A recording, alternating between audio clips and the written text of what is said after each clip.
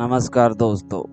साल 2026 राजस्थान के छोटे से गांव का रहने वाला राज नौकरी की तलाश में मुंबई आया। कई दिनों तक घर ढूंढने के बाद उसे अंधेरी की एक पुरानी 7 मंजिला बिल्डिंग में एक 1 BHK फ्लैट बहुत कम किराए पर मिल गया। राज को हैरानी हुई, इतना सस्ता। ब्रोकर ने मुस्कुराते हुए कहा, अगर लेना है तो ले लो, बस एक बात याद रखना, रात 3 बजे कोई दरवाजा खटखटाए तो कभी मत खोलना। राज ने इसे मजाक समझा और फ्लैट ले लिया। पहले 2 दिन सब ठीक रहा। तीसरी रात बाहर तेज बारिश हो रही थी। राज लैपटॉप पर काम कर रहा था कि अचानक ठक ठक ठक ठक। घड़ी में समय था 3 बजे। रात का दिल तेज धड़कने लगा। फिर बाहर से एक औरत की धीमी आवाज आई, राज दरवाजा खोलो, मुझे अंदर आने दो। राज चौंक गया। उसे मुंबई में कोई जानता ही नहीं था। वह धीरे धीरे दरवाजे के पास पहुंचा और डोर आई से बाहर देखा। बाहर सफेद साड़ी पहने एक औरत खड़ी थी। उसके लंबे बाल चेहरे पर थे। चेहरा बिल्कुल दिखाई नहीं दे रहा था। राज पीछे हट गया। तभी उसका मोबाइल बजा। ब्रोकर का मैसेज था, अगर वह आज दिखाई दे गई है तो अब वह रोज आएगी। राज ने डरते हुए फिर डोर आई में देखा। इस बार बाहर कोई नहीं था। उसने राहत की सांस ली, लेकिन तभी उसके पीछे से किसी ने फुसफुसाया, मैं बाहर नहीं अंदर हूँ। राज बिजली की तरह पलटा, लेकिन कमरे में कोई नहीं था। अचानक रसोई का नल अपने आप चल पड़ा।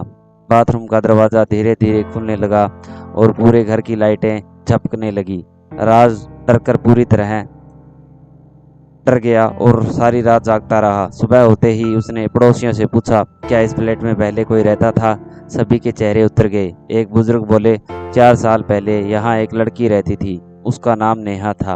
एक रात उसकी लाश इसी फ्लैट में मिली थी, लेकिन पुलिस आज तक यह पता नहीं लगा सकी कि उसकी वो जान कैसे गई। राज के पैरों तले जमीन खिसक गई। उसी रात फिर 3 बजे दरवाजे पर दस्तक हुई, लेकिन इस बार आवाज बाहर से नहीं, बेडरूम की अलमारी के अंदर से आ रही थी। राज कांपते हुए अलमारी के पास पहुंचा। उसने जैसे ही हैंडल पकड़ा, अंदर से किसी ने जोर से अलमारी खींच ली और एक डरावनी हंसी पूरे फ्लैट में गूंज उठी। अब तुम कहीं नहीं जा सकते। अलमारी के अंदर से आई उस डरावनी हंसी ने राज के शरीर में सिरन दौड़ा दी। उसने कांपते हुए अलमारी का हैंडल छोड़ा और पीछे हट गया। तभी धड़ाम अलमारी अपने आप खुल गई। अंदर सिर्फ पुराने कपड़े और धूल थी, लेकिन अलमारी के नीचे एक पुरानी डायरी पड़ी थी। राज ने हिम्मत करके डायरी उठाई। पहले पन्ने पर लिखा था, अगर यह डायरी किसी को मिले तो समझ लेना कि अब मेरी तरह तुम्हारी भी मौत करीब है। राज के हाथ कांपने लगे। डायरी में लिखा था कि इस फ्लैट में रहने वाली लड़की नेहा को हर रात 3 बजे किसी के कदमों की आवाज़ सुनाई देती थी। पहले उसे लगा कि कोई पड़ोसी होगा, फिर आवाज़ें कमरे के अंदर से आने लगी। एक रात उसने आईने में अपने पीछे एक सफ़ेद साया देखा। जब वह पलटी तो वहाँ कोई नहीं था, लेकिन आईने में वह साया अब भी खड़ा था। आखिरी पन्ने पर सिर्फ एक लाइन लिखी थी, वह इंसान नहीं है और वह किसी को इस फ्लैट से जिंदा नहीं जाने देता। अचानक डायरी के पन्ने अपने आप पलटने लगे। कमरे का तापमान अचानक बहुत ठंडा हो गया। तभी बाथरूम से किसी लड़की के रोने की आवाज़ आने लगी। राज ने मोबाइल की टॉर्च जलाई और धीरे धीरे बाथरूम की ओर बढ़ा। दरवाज़ा आधा खुला था। जैसे ही उसने दरवाज़ा पूरा खोला, अंदर कोई नहीं था, लेकिन शीशे पर खून जैसे लाल अक्षरों में लिखा था, भाग जाओ।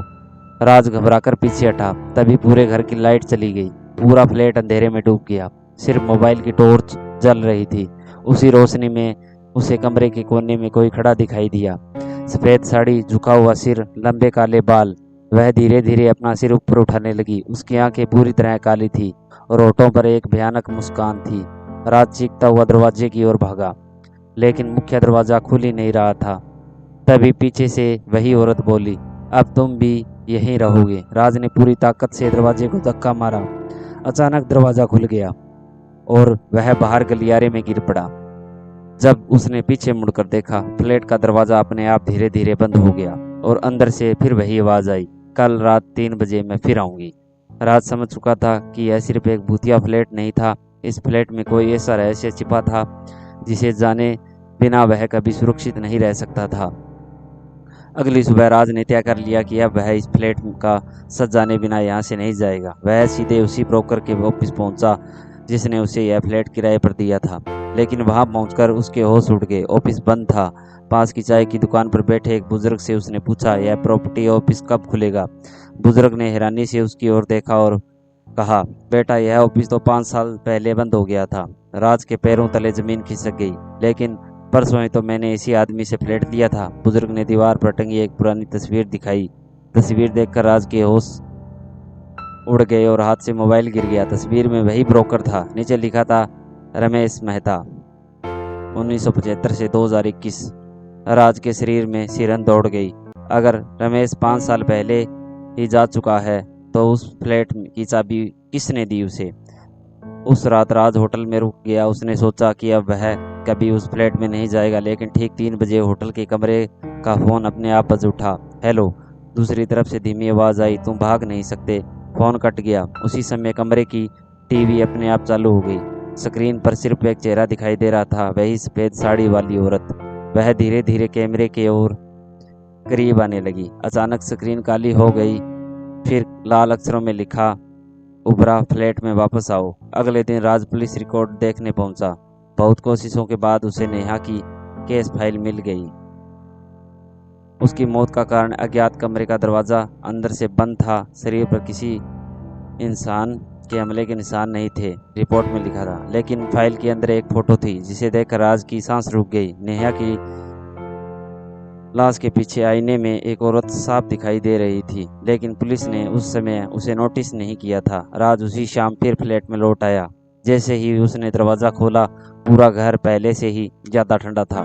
डायरी अब मेज पर खुली पड़ी थी, जबकि उसने उसे अलमारी में रख दिया था। डायरी के आखिरी पन्ने पर अब एक नई लाइन लिखी हुई थी, सच जानना है तो 7वें माले पर जाओ। राज ने धीरे धीरे सीढ़ियां चढ़ना शुरू किया। 7वां माला पूरी तरह सुनसान था। सिर्फ एक फ्लैट था, फ्लैट नंबर 703। दरवाजा आधा खुला हुआ था।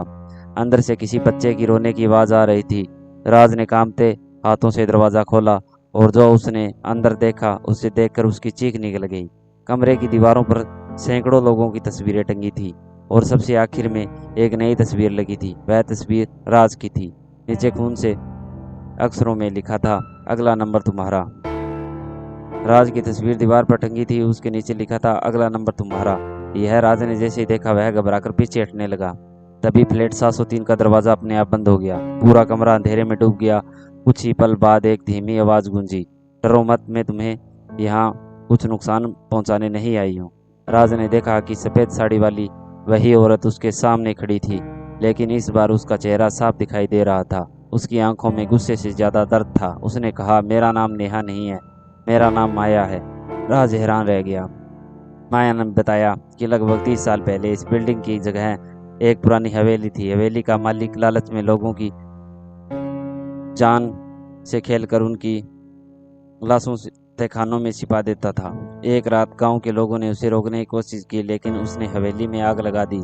उस आग में कई मासूम लोग, जिनमें माया भी थी, वो जल गए। सालों बाद उसी जमीन पर यह बिल्डिंग बन गई। माया की आत्मा बदला नहीं चाहती थी। वह सिर्फ चाहती थी कि उसकी और बाकी लोगों की हड्डियों को तहखाने से निकालकर उनका अंतिम संस्कार किया जाए। लेकिन उस बिल्डिंग में एक और आत्मा भी थी, वही असली शैतान। उसी ने नेहा और कई किराएदारों की जान ली थी, ताकि कोई भी तहखाने का सच दुनिया के सामने न ला सके। तभी पूरा फ्लैट जोर जोर से कांपने लगा। दीवारों से काला धुआं निकलने लगा।